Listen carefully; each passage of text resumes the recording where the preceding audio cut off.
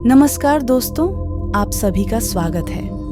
दोस्तों, आज की इस कहानी के जरिए मैं मन को वश में करने के लिए क्या करें, बुद्ध की कहानी के जरिए आपको बताने वाला हूँ कि आप मन को वश में करने के लिए क्या कर सकते हैं। तो बिना समय को गवाए चलिए जानते हैं कि हम सब मन को वश में करने के लिए क्या कर सकते हैं। अगर आप इस कहानी के पीछे का तर्क को समझ लें तो आपका दिमाग काबू में हो सकता है।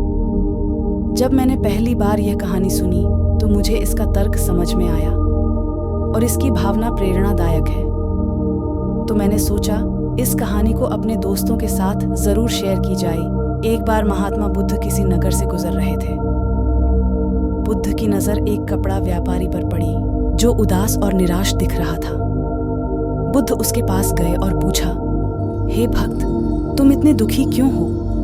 यदि आप मुझे अपनी चिंता के बारे में बताएं तो मैं आपकी मदद कर सकता हूँ। कपड़ा व्यापारी ने बुद्ध को प्रणाम किया और उन्हें अंदर आमंत्रित किया। व्यापारी ने कहा कि जब से मेरी पत्नी की मृत्यु हुई है तब से मेरे छोटे बेटे की देखभाल के लिए घर पर कोई नहीं है, इसलिए मैं हमेशा उसे अपनी दुकान पर लाता हूँ। लेकिन वह मेरी दुकान पर आने वाले हर ग्राहक की पगड़ी उतार देता है और कभी कभी उनका बैग उठाकर बाहर फेंक देता है। मैंने डाटा को बहुत समझाने की कोशिश की लेकिन वह नहीं समझा। उसकी हरकतों से मेरे सभी ग्राहक अपमानित महसूस करते हैं और वापस चले जाते हैं। बुद्ध ने कहा, मैं तुम्हारी मदद कर सकता हूँ, लेकिन तुम मुझसे वादा करो कि तुम मेरे किसी भी काम में हस्तक्षेप नहीं करोगे, न ही कोई सवाल पूछोगे। व्यापारी बुद्ध से एक वादा करता है। अगले दिन बुद्ध पगड़ी पहनकर आए और ग्राहक की तरह बैठे। व्यापारी के बेटे ने आकर बुद्ध की पगड़ी उछाल दी। महात्मा बुद्ध मुस्कुराए और बोले, बहुत अच्छा, जाओ और वह पगड़ी वापस ले आओ। वह बच्चा दौड़कर पगड़ी ले आया और बुद्ध को दे दी। अगले दिन बुद्ध एक कुल्हाड़ी और लाठी लेकर आए।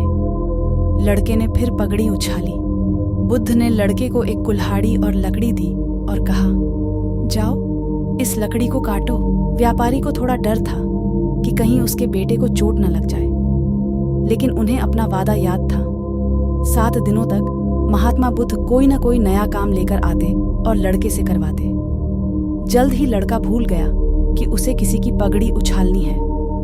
व्यापारी बहुत खुश हुआ और बुद्ध को धन्यवाद दिया।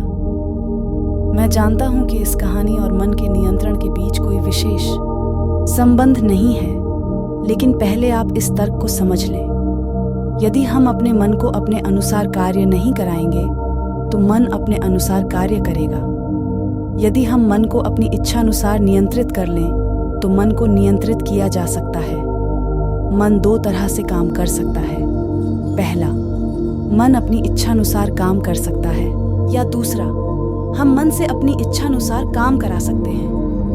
बुद्ध से मिलने से पहले लड़के का मन और मस्तिष्क अनियंत्रित रूप से उसकी इच्छा के अनुसार काम कर रहा था, लेकिन बुद्ध ने लड़के से अपनी इच्छा के अनुसार काम कराया, जिससे उसकी आदतें बदल गईं। दोस्तों, मैं आशा करता हूँ कि आपको बुद्ध की यह कहानी पसंद आई होगी। तो दोस्तों, आपको वीडियो कैसी लगी कमेंट के माध्यम से हमें बताएं। अगर वीडियो अच्छी लगी हो तो चैनल को सब्सक्राइब करें, लाइक करें, शेयर करें। आपका कीमती समय देने के लिए बहुत बहुत शुक्रिया।